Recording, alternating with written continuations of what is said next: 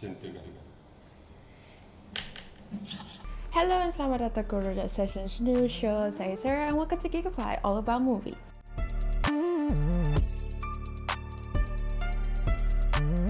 For this episode, we'll be rediscovering the most classic horror film, which is the Blair Witch Project.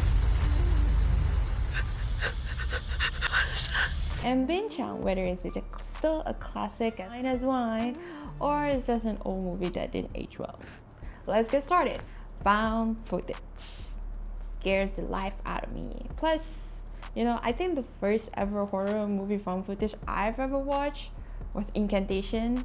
That is a whirlwind right there. I usually avoid it like a plague because I am scared of those type of horror films. But I did watch Incantation because most of my friends were like, oh my god, let's go watch it, Sarah, let's go watch it. And we literally watched it at 1 a.m. and finished it at 3 a.m., which is the witching hour. I regret it, I didn't sleep, so yeah. I'm just a scary cat when it comes to found footage and or Asian horror films. And Incantation has both, and I'm crazy for watching it during 1 a.m. So this time, as a scary cat, I did watch it in the daylight, but you gotta give me credit. I did listen it with my headphones on, high blast. So I'm listening to every single thing. So the movie is directed by Daniel Myrick and Edward Sanchez, known for their take on 2000s horror film. I think you might have seen a few of them. Blair Witch Project is about students who wanted to create a documentary about this witch for their school project. And they did, but they kind of got stuck with the witch. You're all over the place. Holy shit. In the forest. Now, if it doesn't let you learn a lesson, you do not poke a bear with a stick, because this is like poking a witch because you want to know why. It's fun fact time.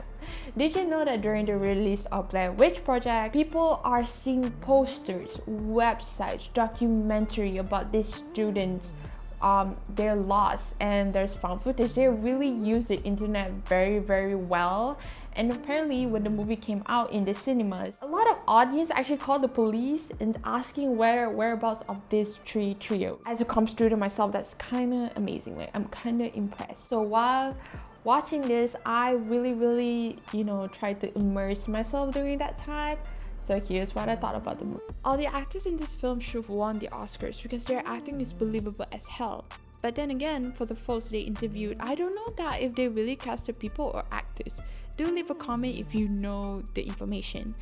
But I also think that having casts that aren't well known really makes it believable, like they're documenting a mysterious witch. The chemistry of the trio is believable. I love the acting when the two actors were fighting. It felt so raw that I'm witnessing gaduh yang betul. I also almost cried of hopelessness at the end of the second act, like I feel like I'm lost and hopeless with them. That's how much I felt so scared for them, and I almost cried watching the second act. Now of course, korang nak tahu scary ke tak kan? By the 20-minute mark, it already started, but they do have to build up, which I prefer when it comes to horror movies. And I really don't like the, let's start a film with a kill or a small origin story of the killer. It doesn't make me scared. It's the unexpected that makes us, the audience, scared of what's to come. They start scared by being lost in the woods, then the scare started to be like there is no food and they're sleep deprived, so they're seeing things, and more to come after that. The movie really elevates the scare slowly but impactfully. I'm a believer in this ghost stuff, and it is unnecessary for us to disturb them because one mistake could lead to a huge disaster.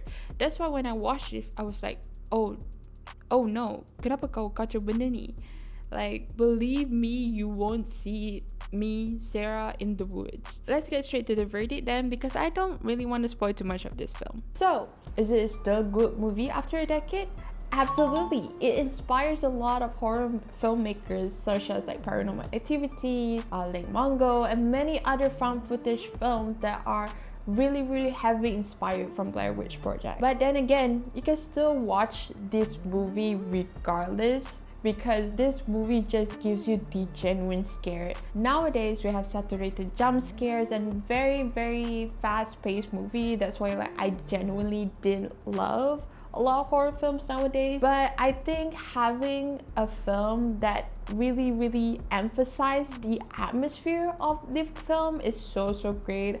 I felt very scared and very anxious when knowing that this trio were lost in like a forest. This is just a movie that doesn't even need jump scares. It just builds up your expectation and execute it very well. Okay, that's all for today. Korang boleh datang ke GEEKIFIED untuk film reviews, or simply you're just a geek like me. I'm Sarah, your host at GEEKIFIED, and I'll see you guys next time. Peace out. We can't laugh in the creek either.